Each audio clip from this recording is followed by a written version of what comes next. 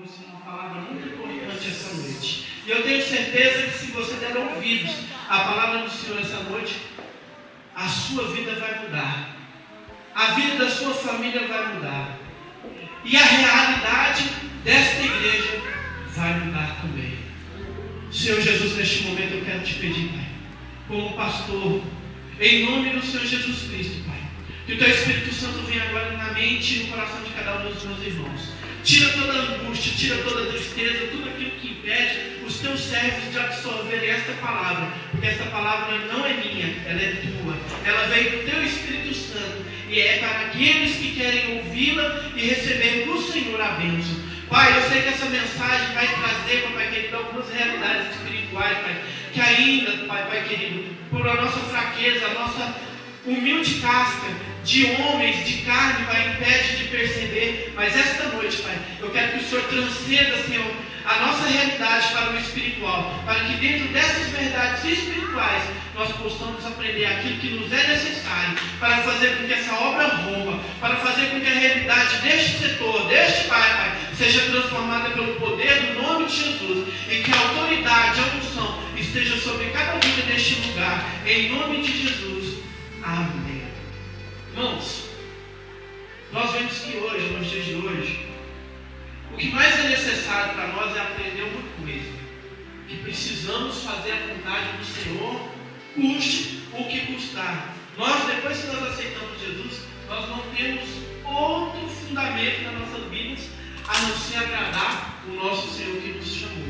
Porque tudo que Ele fez nas nossas vidas só vai ter um real sentido quando a gente puder reproduzir isso na vida de outras pessoas semelhantes. Que outras pessoas, através de nós, possam também receber esse mesmo Jesus. E o poder de Deus está limitado apenas a uma coisa: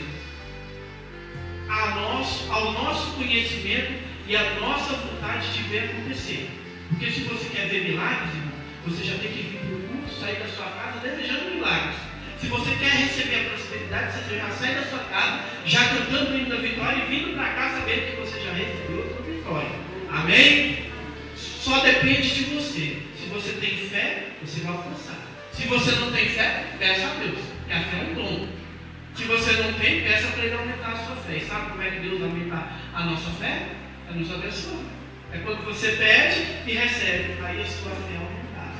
E eu quero que a sua fé essa noite seja aumentada em 1000 vezes. Amém? Estamos falando aqui de Josué. Todo mundo conhece a história, sem muitas delongas. Moisés morreu.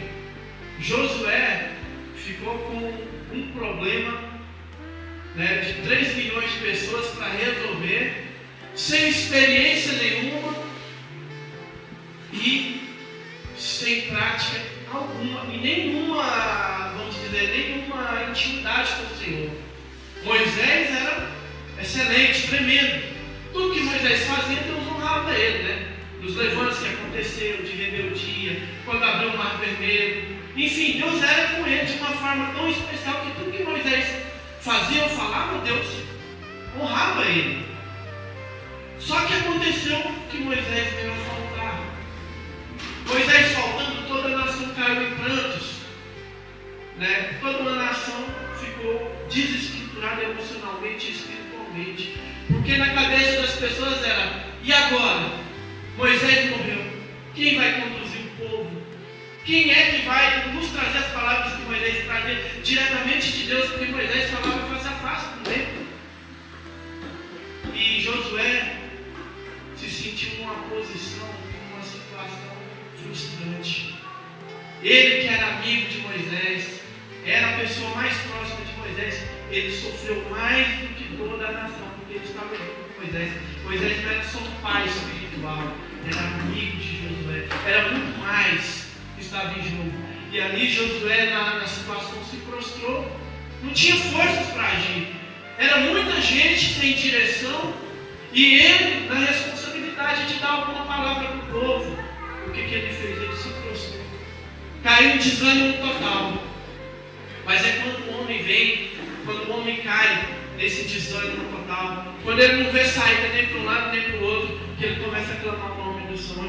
É aí que Deus se manifesta na vida dele. Quando não há esperança aparente, lá vem o nosso Senhor. com a palavra no momento certo, na hora certa, e é a palavra que vem e transforma nossas vidas. Amém? Amém. Bom, nós sabemos que o ministério de Moisés era um ministério sobrenatural, né? Fugia da compreensão humana do povo.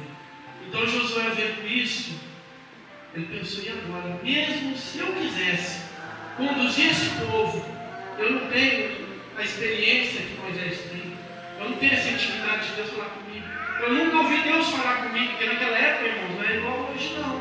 Não era todo mundo que tinha o Espírito Santo, que era batizado com o Espírito Santo. Alguns homens escolhidos por Deus recebiam uma porção do Espírito Santo para determinada obra. Não ficava ali para sempre, era para aquela obra e depois o Espírito Santo voltava para Deus. Então, nessa situação aqui, Moisés, como um homem natural, ou Josué, como um homem natural, ele temeu por isso. Mas foi aí então que Deus trouxe essa palavra maravilhosa. E sucedeu depois da morte de Moisés que os servos do Senhor, que o Senhor falou a Josué, filho de Nun, servo de Moisés, dizendo: Moisés, meu servo, é morto. Levanta-te, pois, agora e passa esse Jordão, tu e todo este povo, a terra que eu dou aos filhos de Israel. E todo lugar que você pisar a planta do seu pé, eu vou ter dado, como eu disse a Moisés. Deus veio para a palavra dessa. Simples, né? Só que não era simples, não. Vou explicar para vocês o porquê que não era simples. Já falei para vocês a situação de Josué.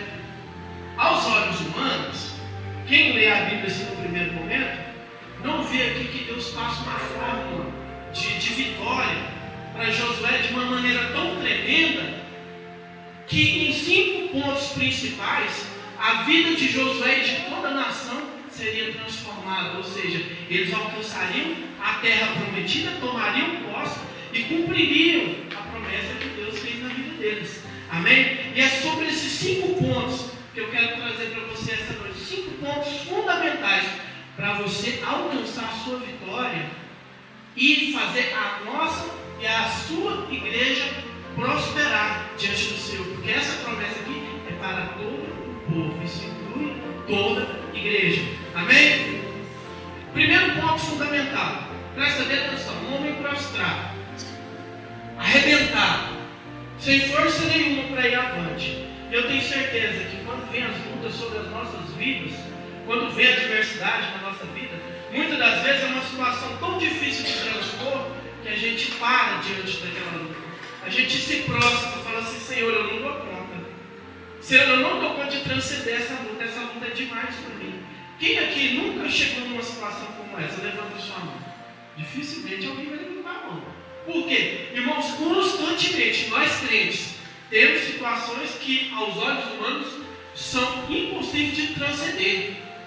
Mas é nessa hora que Deus costuma a nos chamar a atenção para que Ele é maior do que a nossa situação, que Ele é maior do que o nosso problema. E aqui Ele dá um ponto para Josué, que uma vez eu preguei na igreja e teve um irmão que ficou assustado. Falei assim: nossa, mas Deus falou assim para Josué? Falou. A primeira coisa que Deus falou para Josué foi: Josué, levanta. Levanta. Irmãos, esse é o primeiro ponto para que você tenha os seus sentidos dispersos para ouvir a voz de Deus. É se levantar. Você sabe o que é se levantar diante de Deus? É estar espiritualmente de pé na presença do Senhor. Primeiro, Deus não fala com o homem prostrado. Jamais Deus fala com você enquanto você estiver na situação que Josué estava. Prostrado, chorando, clamando, se achando um coitado, dizendo para Deus que você não dá conta, que você não vai passar por essa situação, que você não tem capacidade, que essa situação está além demais do seu controle. Vocês já repararam que Deus nunca fala com você nessa situação? Eu estou mentindo? Deus nunca fala com você quando você está lamentando, murmurando, choramingando. Deus não fala. A única coisa que você vai ouvir do Espírito Santo neste momento é: levanta-te. Por quê? Eu vou explicar agora para os irmãos. Abram as vossas Bíblias em Provérbios 24, versículo 10.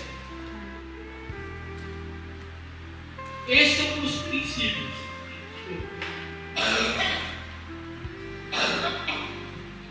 E já marca aí na sua Bíblia. Diz assim o texto, Provérbios 24, 10. Se te mostrares frouxo, alguém está acompanhando? Amém. Pastor Eliseu, se te, eu não sei, a sua versão deve ser um pouco diferente. Se te mostrares fraco, né? Leia todo o versículo para nós. Se te mostrares fraco no dia da angústia, é que a tua força é pequena. Se te mostrares frouxo no dia da angústia, a tua força será pequena. E é verdade isso. Quando você está diante da luta, a luta na sua frente, e você se mostra frouxo, desanimado, o que acontece? Isso mostra que a sua fé é pouca, porque o nosso Deus é um Deus impossível. Aleluia! O nosso Deus é o Deus que transcende todo entendimento.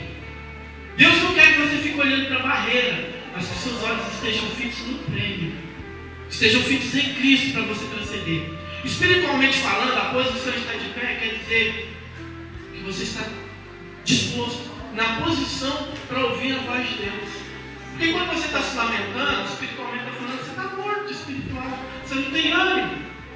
Para você ouvir a voz de Deus, a primeira coisa que Deus vai fazer é te colocar de pé. Ezequiel capítulo 2, versículo 1 ao versículo 2. Filho do homem, põe-te de pé e eu tem que pôr de pé primeiro para poder Deus falar com você. Ezequiel estava ali prostrado, orando, viu aquela visão maravilhosa e caiu prostrado. Quando ele caiu prostrado, veio a voz do Senhor: Filho do homem, põe-te em pé e eu falarei contigo. Aleluia. Você quer ouvir a voz de Deus, meu irmão? Coloque-se de pé diante dele. Mas como é que é isso, pastor? Em oração, buscando na madrugada. Se pôr de pé diante de Deus quer dizer que você está se levantando para ouvir Deus falar. E quando você se coloca na posição que Deus quer falar com você, você vai orar, você vai jejuar, você vai buscar a face de Deus e Ele vai falar com você. Põe-te em pé e eu falarei contigo. Amém? Lá em Daniel capítulo 10, versículo 10, versículo 11. Veio um anjo diante de Daniel e seus amigos ali orando. E eles, só Daniel viu aquela visão do anjo. E os seus amigos só viram aquela luz, aquele vulto, e fugiam. Daniel não tinha mais forças, depois de ter jejuado 21 dias, né? Não tinha mais forças ali dele. Ele se estremeceu e caiu prostrado, diante da presença do Senhor. O que aconteceu? O anjo veio, tocou nele e disse para ele o quê? Leia, pastor Eliseu, para nós. Versículo 10 e versículo 11. Cadê? Homem muito amado, entende as palavras que eu vou lhe dizer. Levanta